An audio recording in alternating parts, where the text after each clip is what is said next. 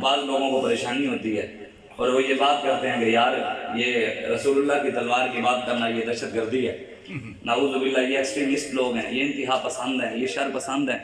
جی جہاد کی بات کرنے والے، میں نے کہا بات کرنے والے اگر دہشت گرد ہیں تو کرنے والے تو پھر بڑے دہشت گرد ہوئے ان کے مطابق، ہمارے مطابق نہیں۔ اب سنیں، میں سنا رہا ہوں قرآن، اللہ کہتا ہے فَلَمْ تَقْتُلُوهُمْ وَلَٰكِنَّ اللَّهَ قَتَلَهُمْ وَمَا رَمَيْتَ إِذْ رَمَيْتَ وَلَٰكِنَّ اللَّهَ رَمَىٰ۔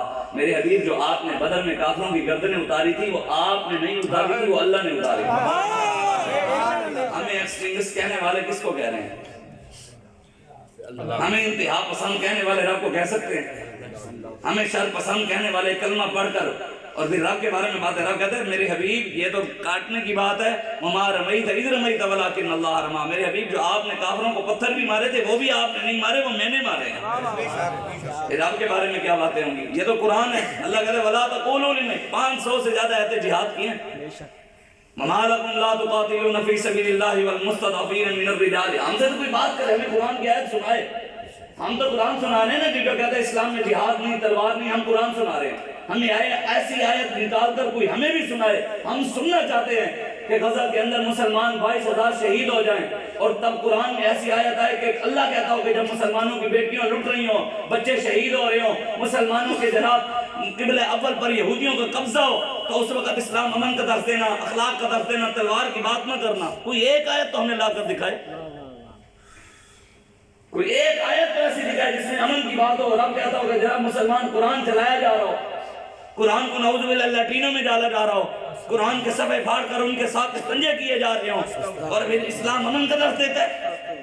کون سا دین ہم لوگوں نے پڑھ لیا؟ ممبر رسول پڑھ کر بیٹھ کر مولوی پیر جی یہاں یہ جی ہم صوفی لوگ ہیں، صوفی کسی کو کچھ کہتا ہی نہیں ہے۔ میں نے کہا حضور داتا علی حجویری سے بڑا تو صوفی نہیں ہے نا اس وقت، اس برے صغیر کے اندر ان سے بڑا صوفی تو نہیں ہے نا حسنی حسینی سید، 1000 سال ہونے والے ہیں بابا جی کو، 1000 سال۔ آپ نے اپنی کتاب کشف المحجوب میں فرمایا، آپ فرماتے ہیں کہ اگر کسی مومن نے، مسلمان نے دنیا میں کوئی کامل صوفی دیکھنا ہو نا، کامل پیر، کامل صوفی اور کامل درویش فقیر، حضور داتا علی حجویری فرماتے ہیں وہ سیدنا صدیق اکبر کو دیکھنا۔ کامل صوفی، کامل یا صدیق اکبر، نعرہ صدیقیہ، نعرہ صدیقیہ، نعرہ صدیقیہ، کامل صوفی سیدنا صدیق۔ کامل صوفی کا کام کیا ہے؟ اب یہ بھی سنیں، کامل صوفی جب برسر اقتدار بیٹھے نا، امیر المومنین بنے، سب سے پہلا حکم دیا کہ چلو سارے صحابہ، کوئی بدری ہے، کوئی بزرگ ہے، کوئی جوان ہے، کوئی جناب جو ہے، حضور کی ختم نبوت کے لئے میدان عمل میں پہنچو۔ کامل صوفی نے 36,000 منکرین ختم نبوت کی گردنیں اتاری ہیں، کامل صوفی نے۔ یہ مسلمانوں کے ہمارے بڑے تھے۔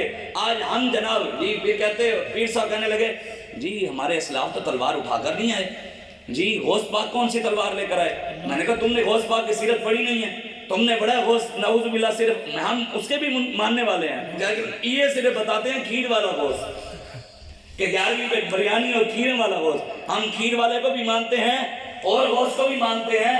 حضور غوث اعظم سیدنا شیخ عبد القادر جیلانی رضی اللہ تعالیٰ عنہ، حضور محبوب سبحانی، آپ کے مدرسے کا نام تھا مدرسہ قادریہ۔ کیا نام تھا؟ مدرسہ قادریہ۔ کن کے مدرسے کا نام ہے؟ غوث پاک کے، محبوب سبحانی کے۔ اس مدرسے کے اندر شعبے ہیں، جیسے سکولوں کے اندر یا مدارس کے اندر شعبہ جات ہوتے ہیں، جی انگلش کا شعبہ، جی جناب میتھ کا شعبہ، جی اکنامکس کا شعبہ، یہ جی بائیو کا شعبہ، یہ فزکس کا شعبہ، یہ کیمسٹری کا مدرسے میں، اور دارالحدیث کا شعبہ، قرآن کا شعبہ، فقہ کا شعبہ، منطق کا شعبہ، مختلف شعبہ جات ہوتے ہیں۔ غوث پاک کے مدرسے کے اندر بھی شعبہ جات، دارالحدیث جناب، قرآن، فقہ، منطق جناب، سر نحو۔ غوث پاک نے ایک علیحدہ شعبہ بنایا ہوا، اس شعبے کا نام غوث اعظم نے رکھا ہوا تھا حرکت الجہاد۔ کیا نام رکھا؟ حرکت الجہاد۔ کس نے رکھا؟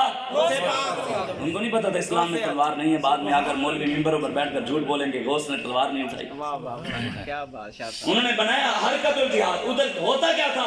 جب بچے مدرسے سے پڑھ کر شام کو فارغ ہوتے، اس حرکت الجہاد کے شعبے میں جا کر رسول اللہ کی تلوار اٹھا کر جہاد کی ٹریننگ کروایا کرتے تھے غوث پاک خود۔ اور حضرت نجم الدین جو صلاح الدین ایوبی کا والد تھا، وہ غوث اعظم کے ہاتھ پر بیعت تھا، مرید تھا صلاح الدین ایوبی کا والد۔ صلاح الدین ایوبی فیض یافتہ ہے، حضور غوث اعظم تھا۔ صلاح الدین ایوبی کو دعا غوث اعظم کی لگی ہے کہ آپ نے دعا مانگی تھی آپ کے ابا جی نے صلاح الدین ایوبی کے والد نے کہا کہ میرے بیٹے کے لیے دعا مانگیں، تو حضور غوث اعظم نے ہاتھ اٹھائے، یا اللہ اسے اسلام کا بہت بڑا مجاہد بنا۔ جب گھر سے جانے لگے تو آپ نے فرمایا اللہ تیرے بیٹے سے اسلام کا بہت بڑا کام دے گا۔ لیا نہیں کام۔ حضرت سید عبدالعزیز جو سگے بیٹے تھے غوث اعظم کے، سگے بیٹے حضرت سید عبدالعزیز قادری جیلانی رضی اللہ تعالیٰ عنہ، آپ نے اپنے سگے بیٹے کو بھیجا کہ جا مجاہدین کے ساتھ جا کر جہاد کر۔ غوث پاک نے بھیجا۔ آج حضور کی تلوار کا انکار، حضور فرمائے انا نبی السیف، میں تلواروں والا نبی ہوں۔ حضور فرمائے میرا نام ہے نبی السیف، میں تلواروں والا نبی ہوں۔ اور پیر کہیں کہ حضور تلوار نہیں لے کر آئے، ہم حضور کی مانے پیروں کی مانے۔ میں آپ